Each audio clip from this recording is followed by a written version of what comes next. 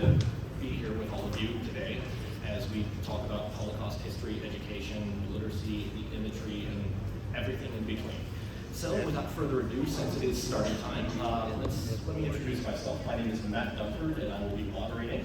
You've probably seen me around at every single comic convention. I'm the chairman of San Diego Comic Fest, the talent relations coordinator of the Marvel Trading Card line at Liquor Neck Entertainment. And for a number of years, I wrote for a World War II online publication called World War Wings, which seeded my education for World War II history. And over the years, it's spilled over into many different aspects of World War II history, just beyond military, but in this particular case, into Holocaust history. So today during the Holocaust, is going to emphasize on the tattoo. And let me introduce our panelists. Again, we introduce Karen Beck.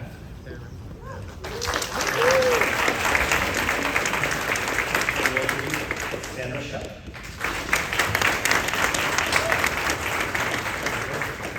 Ben Midler.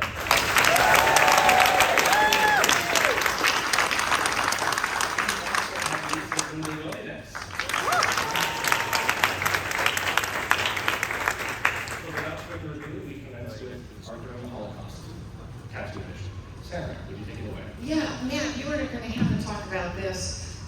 What I'm looking at is the comic and the way that the graphic comes off. And instead of reading about it, I'm looking at about what this tells me. What I see here is the uniform. I see the number. But what I also know is that this is Yosel. The protagonist is a teenager Polish Jew who lives in a village of Yarzin until the family is relocated to the Warsaw Ghetto. But again, I'm wondering why this particular one had this, because had this been something about Auschwitz or somebody in a camp? So I wanted to bring that to your attention.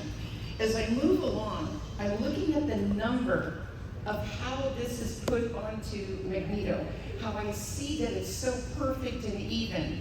And the bottom line is the tattoos were not perfect and even, unless they were pressed in, and we'll talk about that later on. Again, Magneto, Holocaust survivors, sees the situation of a mutant as a similar to those Jews in Nazi Germany, and at one point even utters the word never again. And do we say that today? Yeah, we do.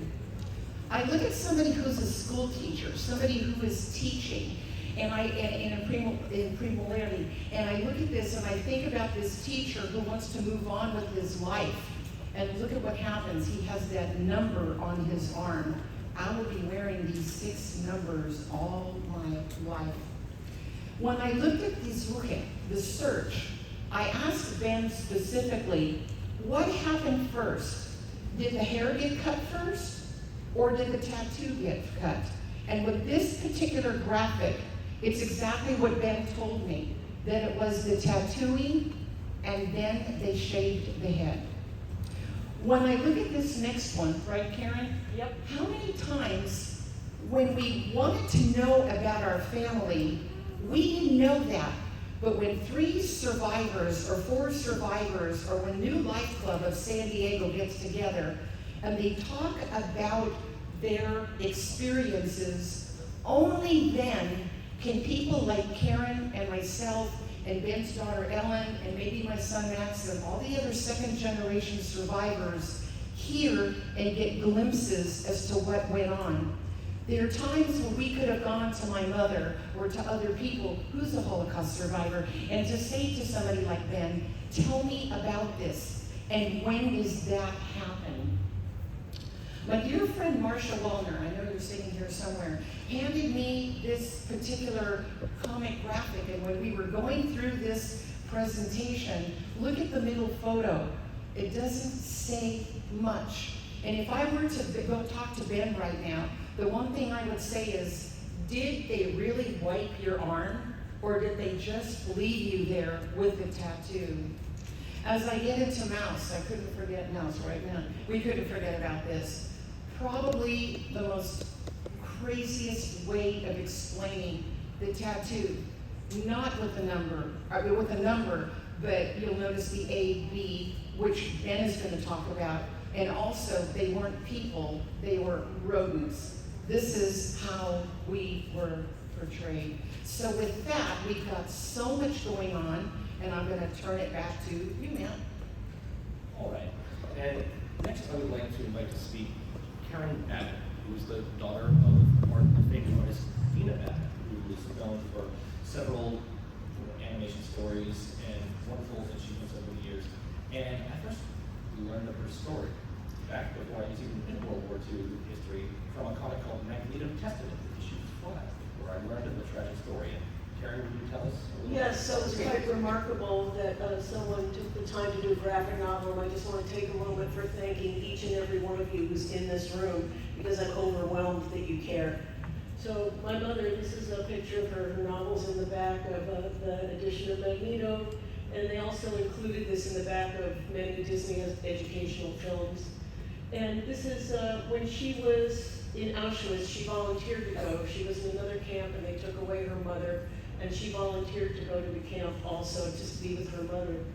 And somebody acquired paints, which is Auschwitz for stealing.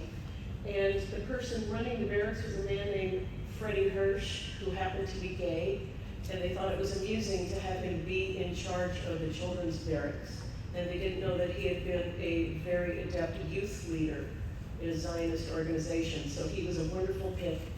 So the last film Jews were allowed to see in the Czech Republic was Snow White and the Seven Dwarfs. In fact, my mother ripped her star off about 6 times so she could sneak in and continue to see it. And she remembered, this is by memory, she remembers a scene from Snow White, and she paints it inside of the children's barracks. And what happens is the SS find out she can paint, and they start bringing photos of their family for her to make portraits. And then Mengele, the angel of death, hears that she can do accurate skin tones. And at the time, they did not have a good way of replicating skin tones. And he wanted to prove the inferiority of brown people. And so he had the Roma population captured. And he captured my mother, put her in her Jeep, sent her into a room, and forced her to paint not only the Roma and Sinti, but also a lot of his experiments. These are some of the surviving paintings. We don't know where they are. They never allowed her to have them back in her hands, and so she was never set free from Auschwitz in her lifetime. The museum holds on to them still. They are not on display. They have copies on display. But if you look at the anguish in the eyes of the people, this is the graphic way that she was trying to plead and explain to the world what was going on, the genocide. And you see in the graphic novel, you see the beautiful hand that was drawn, sort of also expressing that the water is falling through our hands. What's interesting, can you talk more about how pretty your mother made them? So if you take a look at Celine, and please remember her name, in fact, let's say Celine. Celine. She's the French Roma who's there with a blue scarf on her head. And she was somebody who had just given birth and the baby died because she was unable to provide milk. And my mother was painting her and taking a very long time because she knew when she was done painting that Celine would be murdered. And she was painting Celine, and Mengele came in the room and was angry that she looked so beautiful. So he grabs the scarf and he tucks it behind her ear and says, "Show the inferiority of the hairline. Make sure that you're recording the inferiority of the ear." And that's the story of Celine. And now we come to a picture of your mother with her tattoo. And now So this is my mom here at my sister's baby shower many, many years ago. She's at Warner Brothers working in the ink and paint department there. She was an assistant animator because in her lifetime women were not allowed to be full animators. Let that soak in. So there's her number, 61016, which she conveniently used for her ATM in later years. And next to that, yeah. And could you stand up and show me? so Jews aren't supposed to get tattoos. However, our scripture, the Torah, is an evolving document. And my mother's arm was defaced with a tattoo to ensure that she could never be buried with our ancestors and family. However, I am proudly erasing that memory, and I'm making this tattoo a beautiful thing in its place. It's the very happy dachshund that she drew on the bottom of birthday cards and letters. And it's a word she made up, and the word is sups. Can you say sups? Sups is as happy and as free and as comfortable as you can be. And I hope you guys aren't subs for the rest of your lives. And that's, my father was a Disney animator. He was one of the legends. He was not made one of the old men because he was Jewish. And that's his mushroom from Fantasia and the way that he signed his name. So I call it Hamlet. Because I think it's actually a really good story. Could you tell us about how your parents actually met? Okay, so my mother gets out of Auschwitz and makes her way, finds her way in Paris to her last living relative who refuses to help her because he's convinced that if she doesn't learn how to stand on her own feet after what she's been through, she's not going to survive. So she's broke, she's poor, she's starving, and she hears there's an animation studio in Paris. She goes up the stairs into this place with a fake portfolio and tells them that she is an animator and she's looking for work, and the secretary sends her away, and she faints from malnutrition right at the desk. Not a good opener. And an animator comes from inside and says, "What's going on?" And he's thinking, beautiful woman, passed out, this is cool. And he picks her up and carries her into his office, and 2 months later, Art Babbitt married Dina Gottliebova Babbitt, and that's how my parents met. But you need to know that my father, Art Babbitt, is the one who drew the Wicked Queen in Snow White, but also the scene where Dopey is blowing the feather up into the air, and that was the scene that my mother risked her life 7 times to go watch, the way anybody could portray a feather going into the air like that. So she married the person who animated her most favorite scene. That was just a beautiful fate that has brought her everything. And Karen, would you show us your shirt as well? I made this for a demonstration. I didn't have anything appropriate.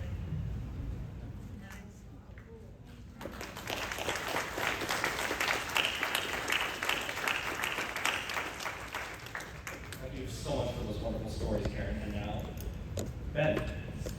Hi, Ben. Hi, Would you tell us about your experience, your tattoo, and what you endured?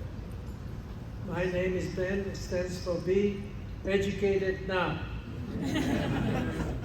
I was 15 years old when I was taken to the concentration camps. I was taken right away to one of the 6 camps. The reason I find out I know that I was the 6 camps. I didn't know the names until I got a record from the Germans through the Blue Cross. I was in Majdanek, Brzeźin, near Radom in Poland, then in Germany, Sachsenhausen, Outhof and Babelsberg. When they taken to the camps, the first camps, they didn't get no numbers because there was no branding except Auschwitz. Auschwitz 1, they put on a number with an A. Auschwitz B is Birkenau. And I got the number B 2433. The reason 2433, I'm the 2433 prisoner of war at that time.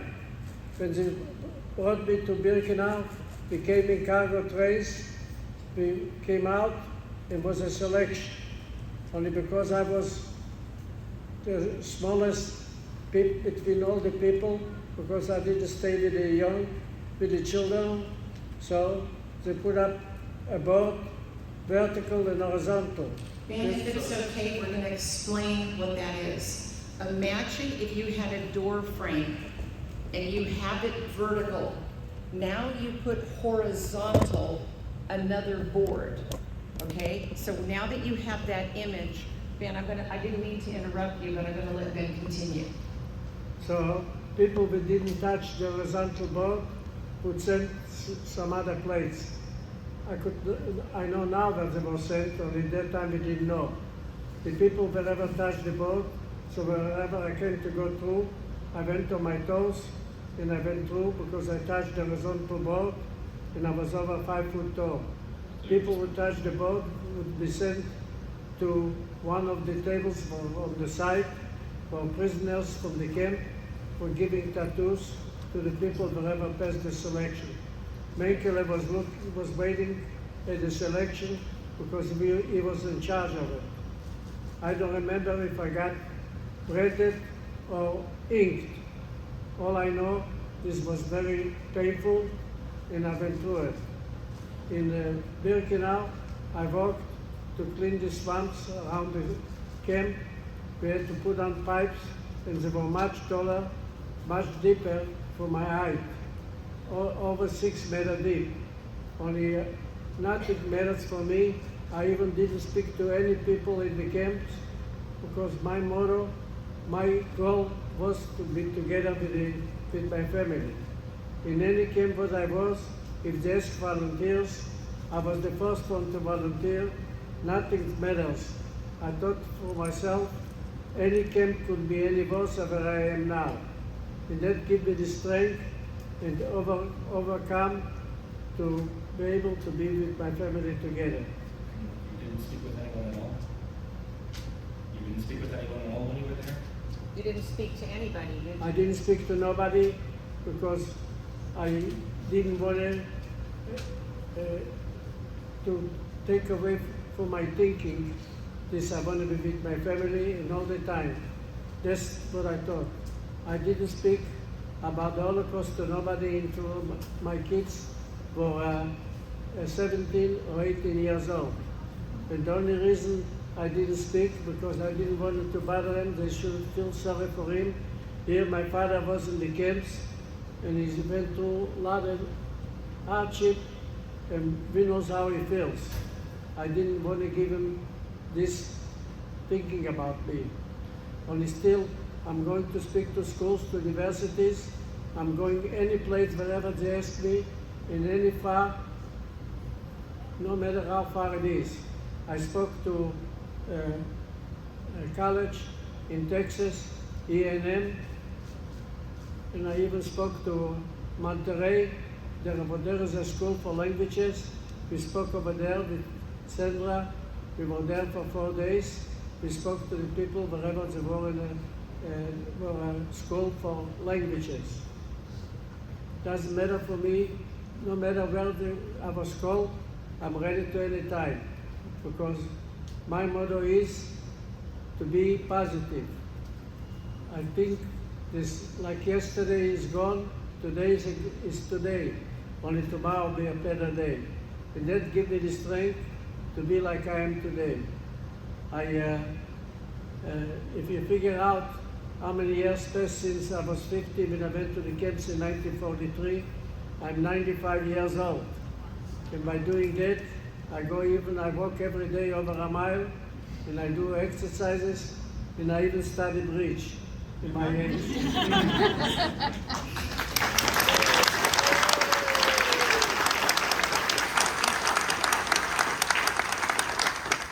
If it's okay with you, not to be pushing anything, but the picture you're looking at, I have a Holocaust exhibit. We have a Holocaust exhibit. We, the people in San Diego, it's located in Rancho San Diego Library. What you're looking at is a picture of, there's 15 Holocaust survivors that are life-size. And just like you see Ben today, they are alive. They have a story to tell. And you can see Ben standing next to his cardboard cutout. Ben was so instrumental in helping me get this passed through the San Diego Board of County Supervisors to even helping me design what we were going to put in the exhibit. Now, to get back on track with the tattoo, I learned something new today. When I was talking to Ben and his daughter, Ellen, where are you? Okay, there you go, Ellen. Ellen, you were telling me that growing up, as you saw your father's tattoo, and you pointed to it, and you said, Dad, what is this? Did he ever answer you? Never. So, Ben, you mentioned that you didn't speak with your children until they were in their late teens. What finally inspired you to finally just start talking about it, and now you have become such a strong What made you decide to start talking about it, Ben? God gave me life. And educated people should know what happened and hope this if something comes up, people should speak up so it would never happen again. We should never forget. By knowing what happened, we could maybe stop. If it comes up a new thing, we should not let it happen again. Life is very short. People today, there's enough COVID and other things, but people short in their life. And we don't need another Holocaust. Thank you.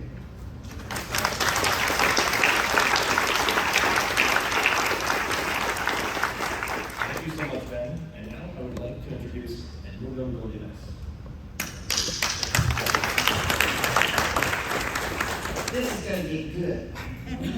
Hi everyone, my name is Edmundo Godinez. I create illustrations for the Southwestern College newspaper. And what we're going to be doing here in a little bit is show you through the next slides, try to tell the story of Ben through illustrations and hopefully showcase the impact that illustrations can make and how they can transcend language barriers. So next. Ready? Ready.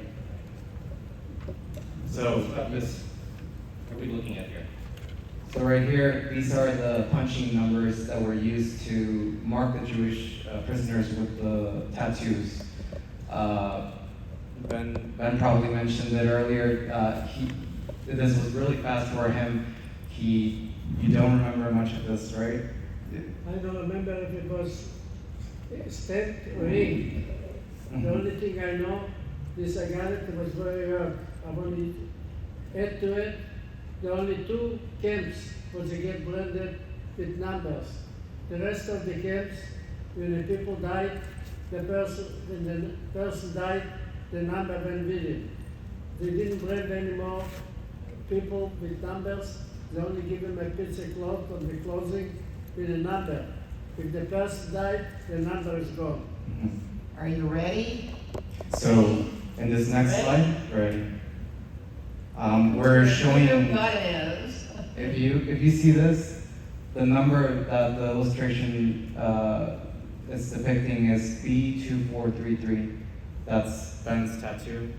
And as Ben was mentioning, B stands for Birkenau, the concentration camp, one of the concentration camps that he was in. And 2433, again, he was number 2,433 out of so there were 2,432 other prisoners that were marked before him, right? Next. Ready? And in this illustration, so there's a number of things that we can see here. We see the German soldiers in the background. They were not involved in the markings of the tattoos. They would enforce one Jewish prisoner to put it on another Jewish person. And you know that they're faceless. Because they thought they will never be seen, and they were ruthless. Killing people is for them like killing a little rat or something. That's why they were shown in the picture.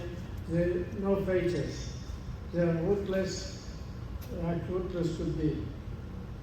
Yeah. So, and like Ben was mentioning too, you have to ask yourself, what are the things that go through your mind as you getting marked for the tattoo? Because you either have two options, right? You get marked for the tattoo and you're put to work in labor, or you get sent to the crematoriums, which you see there in the background, the smoke in the background. And this answers the question, who did the tattooing? Was it the Jews or was it the Nazis? And through being with Ben and hearing the truth, it was the Jews that were tattooing the other Jews.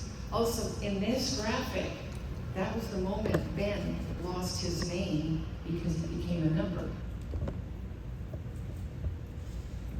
Also, look at the smoke. Look at the difference between the smoke and look at the difference between a cloud. And we have so much that does capture an imagery there. You have the trains, you have the smoke, you have the guards, you have the different situation. And you have a child losing his name to become a number. And Ben, does this really capture the moment for you, capture the situation for you, and capture the desperation Ben, when you look at this picture, what does it tell you? What does it capture exactly what happened? Yes. And if you notice that through the truth, notice that the people still had hair. So it was the branding first, and then the hairs were shaved. Right, Ben? Yes. Next. This is something that really stuck with me as I was seeing some of Ben's interviews. And he mentioned it right now too. He would go, what was it, a year, 2 years without speaking to anyone? 2 years. 2 years. I was 2 years in concentration camps, and I never spoke to nobody. Only that gave me the power to strength, because wherever I made up the mind, my goal was only to be with my parents. And I decided nothing will stop me. I don't want to talk to people. Maybe they persuade me to do something else. That's why I didn't talk to nobody. Just keep going and keep my mouth shut and hope this I'll stay alive. Survival. I want to say something. Is by being volunteering, going from camp to camp, that gives me, I'm alive today, because one camp in Ordruf, there was an officer in there, in Dwight Eisenhower Army, wrote an article in the Chicago Tribune in 1990. Dwight Eisenhower took his officers in the villages to show how the Nazis killed all the prisoners of war from concentration camp. I was in this camp, his name was Ordruf, by the Swiss border. If I didn't volunteer go to another camp, I wouldn't be alive today. Not only that, God gave me the strength, and I call myself, I'm a miracle survivor. At the age of 17, when I got liberated, I was in a suburb of Berlin, because we were cleaning the streets of Berlin after the Allied forces for 1 week nightly. After we were liberated, everybody was running, because we were in the suburb of Berlin. Everybody was running to the houses to eat. And what happened? The body couldn't take the food, because we were almost Muslim. We had no food in our body, just skin and bones. So by eating that much food, they died. And what happened to me? I got red spot on my body, so they thought I got inflammation, so they took me to the hospital. How could an age 17 get measles? That's what I had. Could you imagine? That's why God gave me life, and I made up my mind. I decided going to speak up, because God wants me, I should talk about it. This hope that wouldn't happen again. And thank God I could tell you to you people, so you'll know what happened. You understand this strength of the man. Whatever he wants to do, he could be anything he wants it. I worked 20 years in a milk dairy. Came opportunity to buy auto parts store, but I didn't have any schooling. You got to understand, in 1939 I was 11 years old. Not only I didn't finish high school, I didn't finish public school. I didn't go to university. When it came opportunity to buy a business auto parts store, I didn't hesitate. My wife asked me, could you do it? I say, I have to do it. There's no question. So I want to say to you people, and teach it to your kids, anybody could be anything he wants it, only you got to want to do it. And be strong and never give up. Thank you.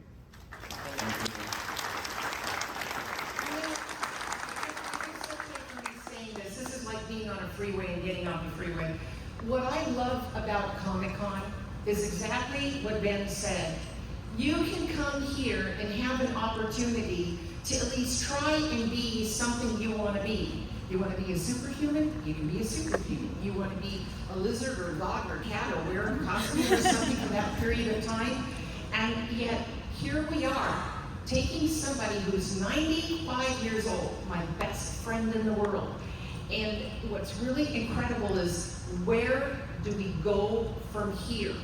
How does one keep Ben going? And what message are we trying to say? And this is what our next graphic is all about. Yes, so this graphic right here represents Ben, a much more matured Ben, and you can see on the arm the wrinkles.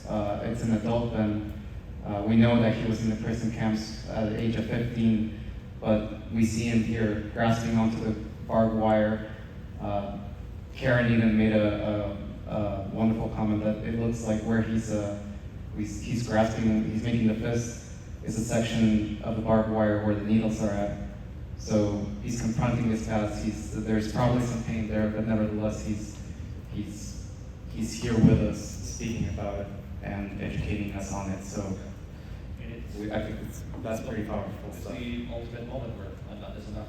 He shows that he has the strength to overcome. He is really a superhero here. He is, yeah, stronger than steel. Stronger than steel. Let me hear you say it. Stronger than steel. I feel this way. Are we ready for the next? Next one. Where are we going with this? You know, when Edmundo and I got together, because I'm not the greatest drawer in the world, but the bottom line is when we got together to figure this out, what are we trying to say? I already wrote a book, Ben wrote a book, Karen, you wrote your thesis, we write these things, but we found a tool through comics and graphics and one picture telling 1,000 words. Are we ready for the next one, Ben? Are you ready? Drum roll.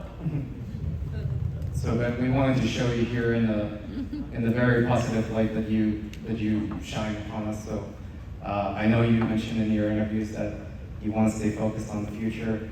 You've lived yesterday. There was a saying that you mentioned, yesterday is gone. Yesterday is gone, today is today, Yeah, and tomorrow will be a better day. Exactly. And that's what I live by. exactly. And I feel that's good. There's no matter what, I'm stronger from any sickness. Yeah. And despite all that, I mean, you're willing to come here and to talk to us about this past event in history. That's really important for us to learn about and It's to not forget. important, like, to have, for me to eat lunch or dinner. That's why I'm important, is for me to come and speak to people, to open up my heart to you, to give you to understand these people could do anything they want and be positive. You'll make it like I did. Yeah. I could You still, need to know that he brought us all sandwiches to make sure we ate. We had sandwiches. Yeah, he brought us sandwiches. I do want to tell you a little secret, okay? When Ben and I were putting together Remember Us, the Holocaust, named after my mother, RUTA, Truth, and as we were putting together BEN, Ben, which stands for Be Educated Now, okay? So as we did that, we have fun. I mean, these are things we do on our off hours. And what's interesting is I said to Ben, I'm supposed to be at the exhibit on a particular day. What day? He goes, yeah, you just go to the exhibit every Thursday because that's the day that I play bridge. And then we'll speak every other day. So yes, I have somebody who's my docent today, but any other day, if you want to hear Ben, it's no problem. And I just want to compliment it on this beautiful image right here of Ben, who has been through so much, his years in concentration camps, now a positive beacon of hope on top of the world, a true superhero in the sense of comic. Superhero.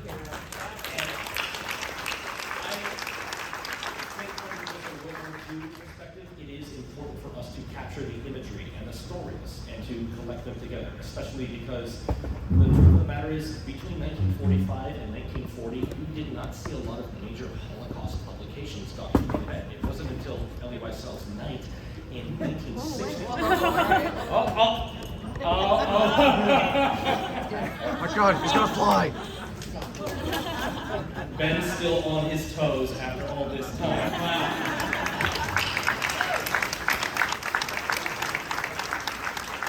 The first time I saw him do that, I changed his name from Ben to Bending. Yeah, that's something up real quick. It's important for us to capture these events in graphic novels, comics, and form, because comics grew up from 1945 to 1960s.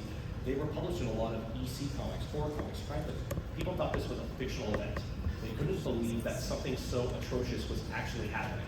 And so with just coming through with the power to speak, with Ben's experience, with Sandra's experience, with Karen's experience, with her mother, and Edmundo just bringing it to life is necessary for all of us in terms of Holocaust education, war education, so we can just make sure that this never happens again. Because in the age of disinformation, Holocaust denial, we need this more than ever in this stage. In book censorship, we need this all to be here. And honestly, thank you all so much for being such a wonderful part of it. What's really interesting is my mother was not tattooed because she was there for a short period of time. My grandfather was tattooed. And in Birkenau, and my mother was in Auschwitz, and your mama was in Auschwitz. My mother was in Auschwitz, and we would get up in the morning. You ever watch your mom put on her makeup? Can you remember that? And so she had eyebrows, and she did her lips. She moved her lips, not the tube. And then she took a tube of concealer, Max Factor Erase, and scrubbed it on her number, and then we went out for the day. That's how she got ready. But tell what your mother did to her number.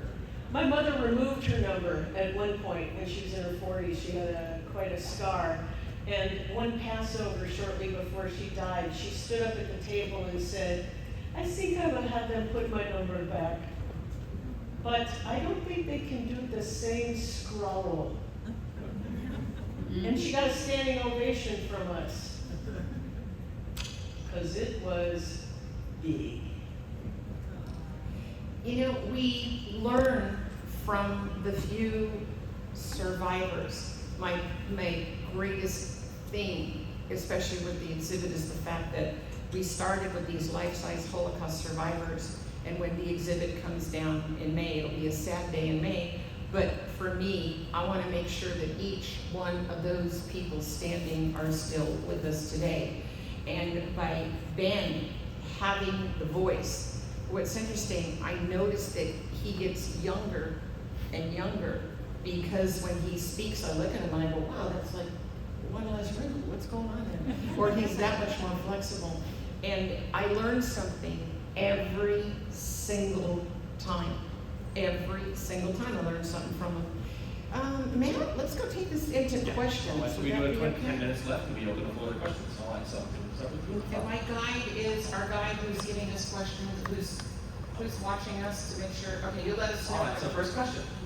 So, we live in a very, as you could say, controversial times when it comes to the spreading of information and teaching of history. It's mostly called woke culture, with cultural appropriation as part of that. I've been censored because of woke culture, because of my ethnicity and my background. I was told I couldn't write about history because I didn't experience it. What is your opinion? What are your opinions about people who write about something that didn't happen to their family or within their ethnic group, but research it to spread the message of let's learn, let's empathize, and move forward together? Who do you want to have answer that? Anyone. I'll start a little bit because I worked in World War II Karen, you can go publications for a next. while. I had called a history revisionist more times than I can count. And it's the thing is, you learn something new, and ultimately, it's not going to be things that you're learning from history books or Wikipedia articles. You can dig a little deeper. And honestly, personal experience like we're having like this is going to benefit the most. And I don't think we should. My opinion is, I think people of different ethnic groups should embrace this history, should embrace this shared culture, and should go for it. And so history is not something to be censored. Honestly, if I show a picture of Captain America punching Hitler in the face on Facebook, I get a 30-day ban because it's got a swastika in the background. This should not be censored. I'm like, no, this is real history. This is something that should be done, and we should be talking about it and educating the world on it. And I would like to say if there is something that you are affected by, there's a reason for it. It's your humanity. And there may be something in your past that is sort of reflected by you witnessing cruelty and having it hurt your heart and spur you into activity. It's like a butterfly, you know, they say that the effects of a butterfly's wing flapping can be felt around the world. And that's how it is with cruelty and genocide and hatred. There's a poem called The Hangman you might want to look up on Google. You know, if they did it to us, who's next? Can I say something? Yes, I am a daughter of a Holocaust survivor, but there are numerous people in this room. Marcia, where are you? Marcia Muller, there you go. Marcia, your mother and father were not in the Holocaust, and you're one of the greatest educators in San Diego for Holocaust awareness. It's people like Ben and myself that absolutely adore you. Also in the room is Tova Galgut, stand up Tova for me. And her mother and father were in the Holocaust. But what happens when all of a sudden your mother and father have passed away so young that you weren't able to ask the questions? My mother was the very first person on this panel in 2018, and believe me, I did everything I could to drill her, and now I drive Ben crazy because I grill him like crazy. I mean, I just grill him because I want to know. Marcia, my dearest friend, whose mother and father are not Holocaust survivors, is one of the greatest educators in Las Vegas, who's now getting ready to get her master's degree. So to answer you, I'm going to give you 3 words. Never give up. You never give up. You keep on going. And just like this room is built, if they don't get you in the front door, get them in the back door. Okay? Excellent. Next question. Over here. I feel very lucky to be here in a room with Ben, and Oh, thanks. I know that we're reaching a point where people like Ben who've experienced this are not going to be with us much longer, and I feel like I read in Ben's book that he wanted to speak for the people who were lost and couldn't speak. What do you mean I've been long? I'll live long. I'll live long. But I'm wondering, when there's no one left to speak who actually went through it, how do we carry your message on? What do you want us to bring to the generations well beyond you? That's why I wrote a book. I wrote a book too, The Life of a Child Survivor She from read it. Bialystok, Yeah. She Poland. read your book. And I want to say, even my home city in Bialystok, where there's no Jews living now, I was invited because it was uprising in 1943 when it was liquidated the ghetto, the Jews was uprising, and I'm going in August with my daughter to speak about the uprising. So you see, no matter where, I'm going. I even went to March of Living. There's a March of Living in the United States where we take students to the camps and to Israel to show the difference, what it was before and how it is now, how is life now. So students, wherever they go to schools, they could see that no matter how much you go through hardship, you could still have a good life. So be positive and you'll have a good life. All right. Thank you so much. Ben, can I ask you a question? Is Karen and myself and Matt and Edmundo, are we doing the right things to educate? Yes. You always got to speak up to people and educate them what it was and to show these bad things that happened to people and hope it wouldn't happen again and you could eliminate it or to stop it if it comes up again. Be aware of your surrounding and be positive and you live a good life. All right. Next question. So. Yes, sir. I would like you to stand up and say something. Hi, Pete Carrera, Southwestern College. I was a student in single math classes. All right, Pete, this is for you.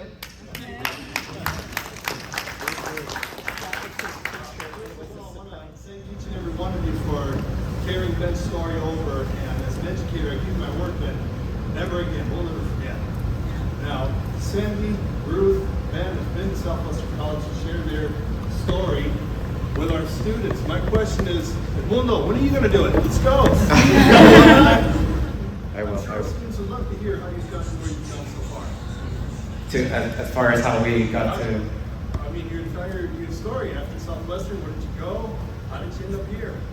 I'm sure our students would love to hear your story. I actually transferred. So I started studying at Southwestern College as an undergrad. Transferred over to UCSC, studied aerospace engineering. Then did my master's in San Diego State, also aerospace engineering with a focus in aerodynamics. I loved to draw ever since I was a kid, but left it during my time of studying engineering. Then I picked it up again when I heard of this software called Procreate, which is the one that I'm using to generate these illustrations. And it just so happened by coincidence that it was when I started to pick up the hobby again that I volunteered for the newspaper at Southwestern College. And my very first article was on Rose Schindler, a late survivor of this Holocaust. And Sandy read the paper. My name was credited to the illustration. We got in touch. I heard about Sandy's project, and it's an honor for me to not only pick up on one of my favorite hobby, but do it for a really good cause. So it was great to be able to contribute to this. And we got a question up front. So, I'm so as a mother of young children and as a Jewish mother, I struggle then hearing you say that you didn't teach your children until they were 17 or 18. You didn't talk about the Holocaust. What would you do now if you were the parent of children? How do you teach them? And then I hear from you that you've known about this your whole life, right? You remember watching it with your mother. Because if you don't talk about it, it's the elephant in the room. So it becomes an artificial thing that is not addressed, and it becomes weightier and weightier. So you know what appropriate answers to questions are, and you answer to the extent that they are asked. And they'll ask gently. Yeah, my 8-year-old is already asking. Yes, and it needs to be addressed at an 8-year-old appropriate level. Are you in San Diego? Where are you? Orange County. Orange County? Oh, get in the car and go to East El Cajon and go to the Rancho San Diego Library and come visit me on a Thursday. Let me know ahead of time and I'll pick up Ben and he can talk to her about what the Holocaust is about. Can I answer her question as a child of... So, my parents were Holocaust survivors and I'm answering your question. And the same thing as Ben, my parents didn't want to talk about it. My parents didn't want to talk about it, not because... Am I coming through there? Okay. Shout it out. So it's not because they didn't want to talk about it, but basically they were so traumatized and so affected by it, so that when they had children, myself and my siblings, they wanted to block it for the time that they wanted to live and not inundate us with stories. All I remember is my mom had the tattoo, and the first time I really knew about the Holocaust, even though I went to a Jewish day school in South Africa, is I went to Yad Vashem as a student in 10th grade. And so basically there is educational programs how to study the Holocaust for different age groups, because it's got to be very age appropriate, because you don't want to traumatize a 5-year-old child. So there's different language and ways to introduce it for different age groups. And there's tons of material, which Sandy can tell you through Yad Vashem.